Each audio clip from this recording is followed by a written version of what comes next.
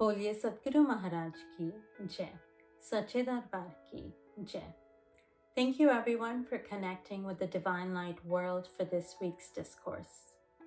This past week, Thanksgiving was celebrated in America, a day President Abraham Lincoln declared as a national holiday in order to give thanks to God.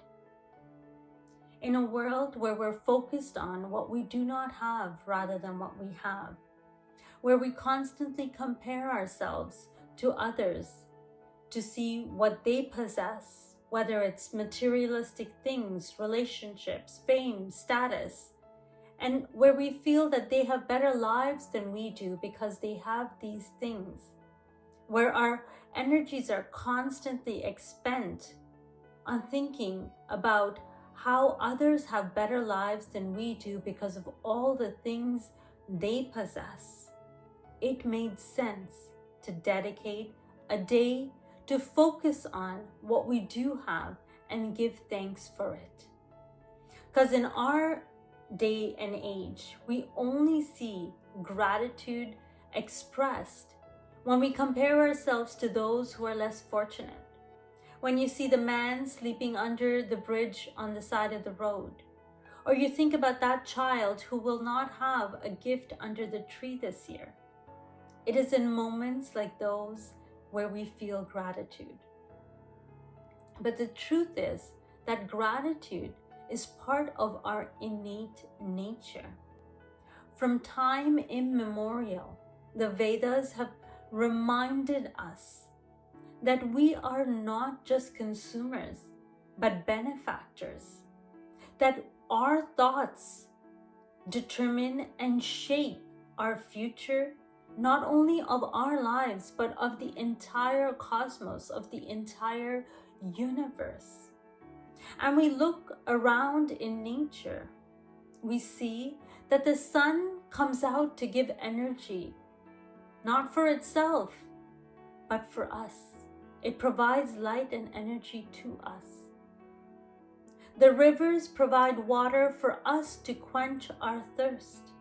The trees provide fruits for us. The flowers bloom to give our senses a treat. Every part of nature is a giver. And so are we, but we've disconnected ourselves from our true nature to such an extent that today we have become consumers. We've known to take, but have forgotten to give. The entire nature, the entire universe is co-creating to enable that we have a beautiful life experience, so that existence is a gift. And this is something our ancestors recognized.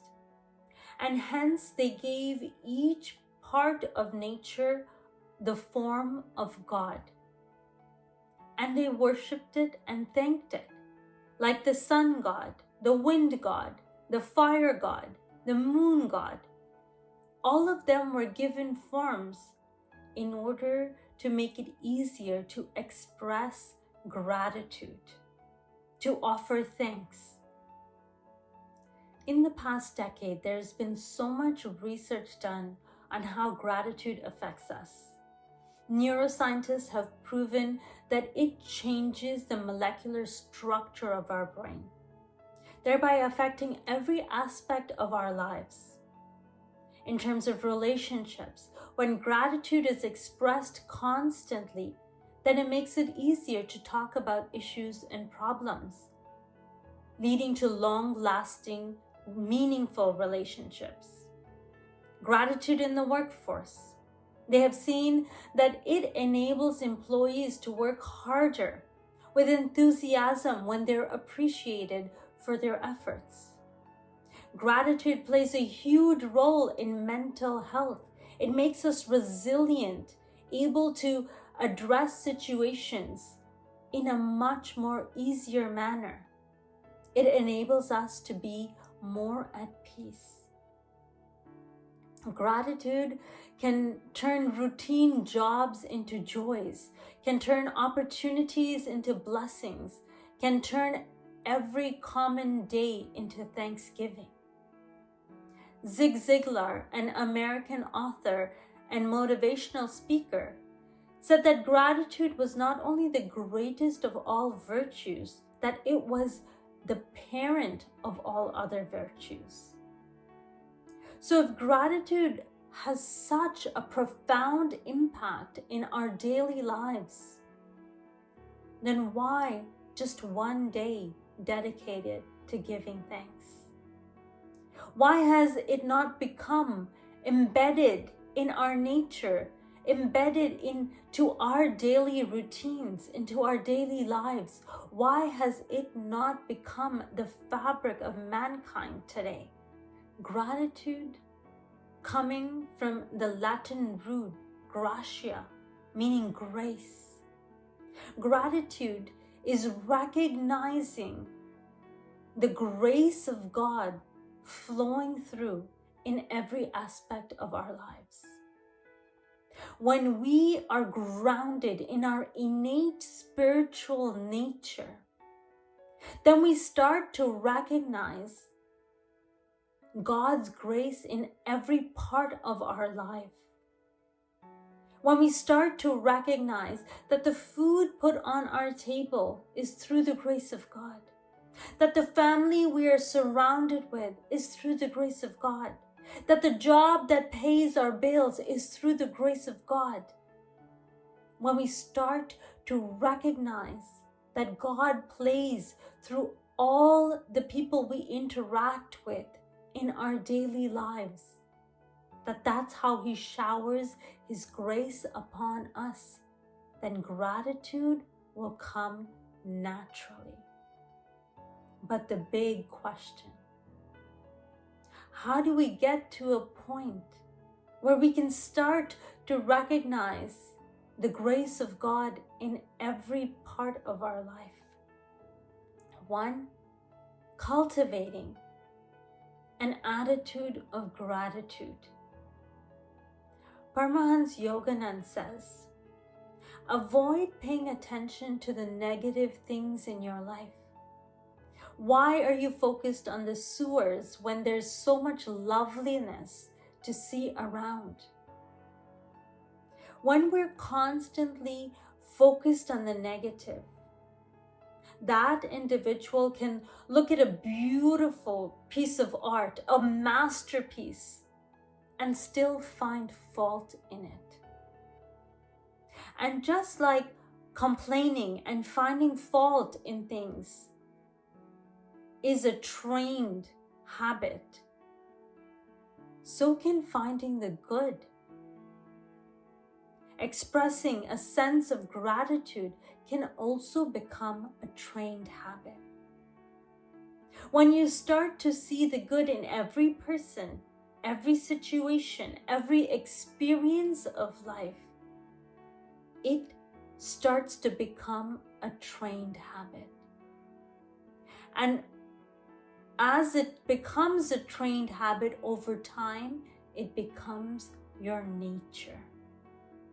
The understanding you gain from practicing gratitude frees you from the concept of something being good or bad, positive or negative, but enables you to just meet life in the moment, to feel and experience it in that moment. And the more moments like this that you can have, that you'll recognize the grace of God as it comes, and gratitude will come naturally. Second is expressing gratitude in every chance, every opportunity you can. In the Bible, Paul says, in everything we give thanks. So say thank you. Appreciate every little thing, from the person who held the door open for you to the one who prepared your meal today. Saying thank you is just the beginning of gratitude. Gratitude completes thankfulness. Because as we continue to say thank you, those feelings of gratefulness, those feelings of gratitude will start to cultivate within our hearts. So say thank you for everything around you. Admire and appreciate thoughtful actions, great ideas, strengths of the people around you. Because often we feel grateful, but we fail to express it. There's no such thing as too many thank yous. When Jesus Christ was on his way to Jerusalem, he passes by a very remote town where the lepers stayed. So at that time, when people contracted leprosy, they were sort of shunned from society. They lived in this area on their own and fend for themselves. And as he was passing by, they yelled out, "Oh, Master, help us." They had heard about the miracles he had done. But all Jesus Christ says to them is, go, show yourself to the priests. Because at that time, if they were to be reintegrated into society, they had to have permission from the priest. So they had to have a lot of faith in Jesus Christ to go to the priests, because they didn't see any changes on themselves. But they followed. 10 of the lepers followed his command and went and showed themselves to the priests, and they were all healed. But out of those 10, only one returned. One returned to express his gratitude to Jesus Christ. And Jesus asked, "Were the other 9 not cured?" And the leper says, "Yes, they were." But it was that one that came to express gratitude, that understood the grace of God. So when we express gratitude, we create this cycle of energy that opens up our hearts and the people we're expressing gratitude to. These small acts of thank you that will serve as placeholders to develop a deeper gratitude for us. When you wake up in the morning, thank God for a new day. When you see the sun shining down on you, thank it for the light and the energy it provides you. Like I said, there's never too many thank yous. Third, self-reflection. Call it a gratitude journal, a reflection journal, whatever name you want to give it. But spend a few moments every day thinking about the things you are grateful for. Write them down if that helps. Whenever you're in a difficult situation, when everything seems dark, when life seems tough, when you're at the bottom of your pit, remember the things you're grateful for. And that will shift your perspective. That will give you this unfound energy, untapped energy that's within you in order to overcome the situation you're faced with. You'll start to recognize the blessing in that situation. Fourth, and the most important, is connecting with the self. Because until and unless you're not grounded in your spiritual nature, you don't identify with your soul, gratitude will not come naturally. You start with saying thanks to people, but if you make a conscious effort to deepen your spiritual practice and you connect to your true essence, your true nature, you'll start to recognize the God in everyone around you. You'll start to recognize that it is the grace of God that you have family. It is the grace of God that you have food on your table, you have a roof over your head. And as you start to recognize that, gratitude, gratefulness will come naturally. And with it, all its benefits of good, healthy, long-lasting relationships, of strong mental health. The benefits are endless. So start small, brothers and sisters. If expressing gratitude is not part of your daily routine, is not part of your innate nature yet, make it part of your daily routine. Start small, saying thank you every chance, every opportunity you can. And that will start to build an attitude of gratitude within you and get you to a point where you start to recognize God in everyone and everything around you, so that your innate nature of gratitude can flow naturally. Till next time, stay safe. God bless.